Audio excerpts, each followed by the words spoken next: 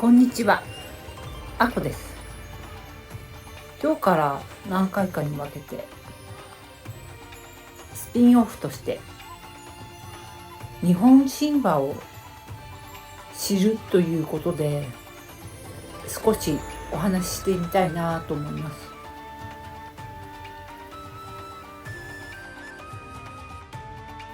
ギリシャ神話と日本神話はよく似ているところがあると言われています。ところがよくよく世界中の神話を比較してみると、似たような神話は当然のごとくいくつかあって、なんで特にギリシャ神話を日本人は共通点があるって好むのか、なんでギリシャ神話なのかと思いませんか？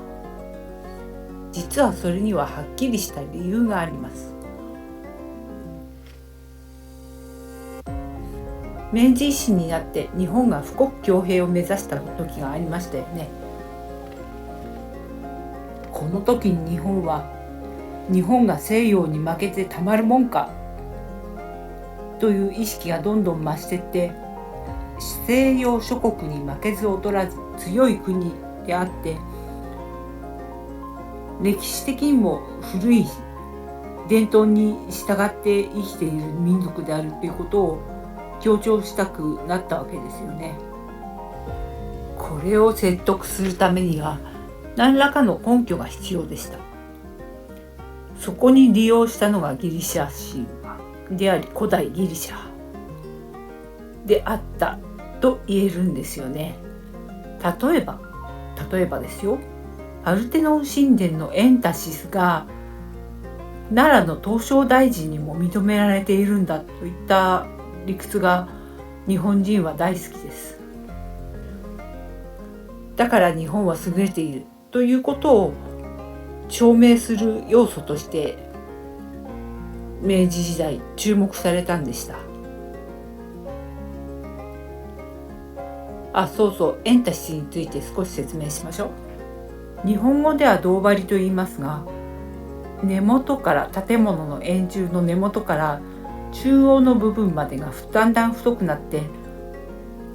天井に向かって上部に向かっていくと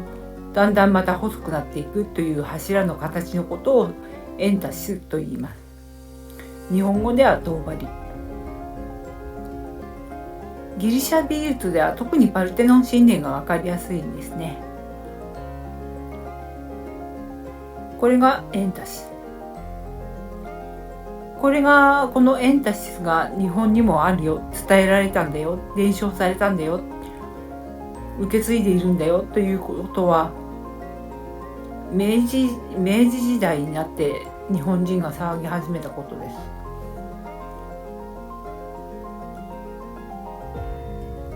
実は日本人の美意識とギリシャ人の美意識っていうのは全く建物と空間について言えば違うところにあるんですよね。例えばパルテノン神殿を例に挙げると、パルテノン神殿実際皆さんが行ってみると分かるんですが、門をくぐってパルテノン神殿が一望にパッと目の前に広がる瞬間、皆さんが目にするのはパルテノン神殿の北西の角、長方形の北西の角がパルテノン神殿の長方形の北西の角が目に入ってきます。それはギリシャ人が建物全体の姿を一目で把握できるように設計したためにそういう風に見えるんですよね。そういう空間構成っていうのはギリシャ人は他にもやっています。それに対して奈良の東照大寺は門をくぐってすぐ目の前に展開するのが左右相乗の世界。それだけでも日本人の美意識っていうのはギリシャ人と違うっていうのは分かると思います。古代はどうだったかは分かりませんが、植栽でまず前景と中景を作り、円形に建物の左右相称の建物を持ってくるっていう空間構成、それで奥行きに関しては、奥行きとか建物の大きさとか奥行きに関しては見る人の想像に任せるという、そういう空間構成。これだけでも古代ギリシャと古代の日本っていうのは美意識が異なるっていうのがわかると思います。もっと言ってしまえば、パルテノン神殿は銅張エンタシスっていうものが注目されがちですけど、実はパルテノン神殿は全てが曲線でできている建物だということをご存知でしょうか。床面も建物の柱も全て曲線、柱が中央に向かって倒れているんですね。床面も中央が盛り上がっていて、西側と東側が中央より低くなっています。すべてが曲面でできているパルテノン神殿、これはなぜこういうようなことになっているかっていうと、視覚的効果と建物の強度とがおそらく関係していると思われます。私は建築専門じゃないんでわかんないんですけれども、例えば本棚を壁に向かって斜めに倒して建てたとします。そうすると部屋が広く感じるはずです。それと同じような理屈で、パルテノン神殿が実際石でできているわけですけど、その鈍重な